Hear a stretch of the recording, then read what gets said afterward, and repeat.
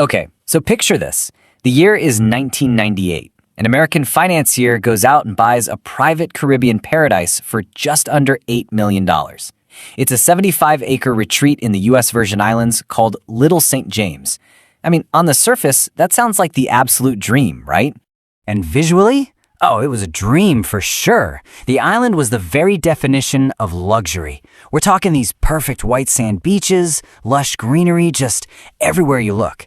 And at the heart of it all, a massive palace-like mansion, surrounded by guest villas, pools, a gym. It even had its own helipad. This was a secluded haven built for the global elite. But the locals, the people living on the nearby islands, they had a very different name for it. A chilling, deeply disturbing nickname that pointed to a horrific truth hiding behind all that beauty. They called it Pedophile Island. So that brings up the big, obvious question, right? Who was the man behind this so-called paradise that had such a dark, sinister reputation? Who could possibly operate with that kind of impunity? Well, the owner was a financier named Jeffrey Epstein. And that's a name that for so many people has become synonymous with wealth, power, and one of the most disturbing criminal conspiracies of our time. What's so wild is Epstein's background. See, he didn't come from money at all. He actually started his career as a math teacher in Brooklyn. And then it seems like, almost overnight, he makes this unbelievable jump to becoming a high-flying financial advisor to some of the wealthiest people on the planet. How exactly he made that leap? That's still one of the biggest mysteries of his story. And his success was, well, it was staggering. He somehow managed to build a personal fortune estimated to be around $600 million. And it was this immense wealth that let him build his private empire and, according to all the allegations, to fund his criminal enterprise. But his power wasn't just in his money. It was in his connections. I mean, look at this. His network reached into the absolute highest levels of global society. We're talking royalty, politics, science, Hollywood. These connections gave him a cloak of legitimacy, and they protected him for years. For years and years, the rumors just swirled around him. But eventually, those whispers got too loud to ignore, and the law finally started to catch up, sparking the very first official investigation. It all kicked off in 2005, and it was because of the bravery of one person, a 14-year-old girl in Florida who filed a complaint. That single act just pulled the whole curtain back. By 2006, investigators had identified dozens of other potential victims.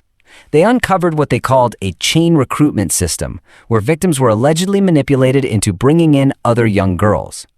The scale of it was so alarming that the FBI had to launch a full-scale investigation with the codename Operation Leap Year.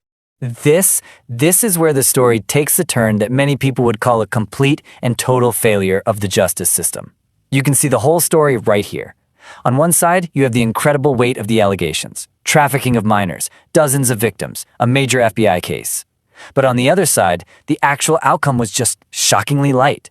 A secret plea deal, brokered by the federal prosecutor at the time, Alexander Acosta, led to only minor state charges. And the sentence? Just 18 months in a private jail wing, with work release privileges. It's unbelievable. For more than a decade, that ridiculous deal was pretty much the end of the story. It really seemed like Epstein had used his power and influence to completely escape real accountability.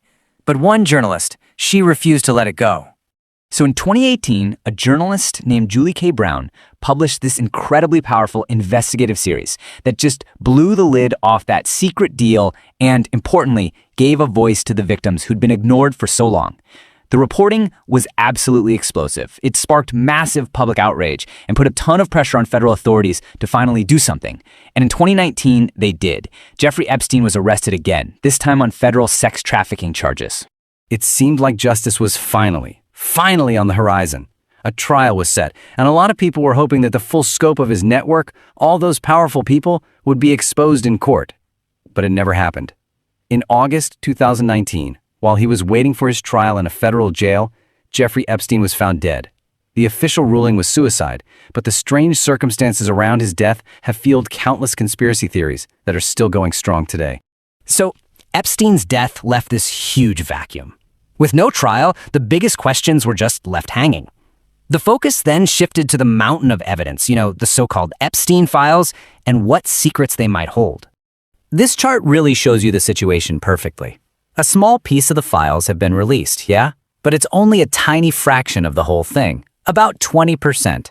And even the parts that are public were heavily redacted. Names and key details all blacked out. The simple, unavoidable fact is that millions of pages of documents connected to this case are still sealed, completely hidden from public view. The full client list, the flight logs, the testimony, the complete story is still locked away. And that's really why this story continues to captivate and horrify all of us. Because this quote just nails it. This was never just about the crimes of one guy. It's a story about the systems that are in place to protect the powerful. It's about money, global influence, and how justice can bend or even completely break for those at the very, very top. Which leaves us with these huge questions still hanging in the air. How deep did this network actually go? Were some of the most powerful global leaders and elites actively involved in these crimes? And maybe the most important question of all, after all this time, will the full truth ever really see the light of day?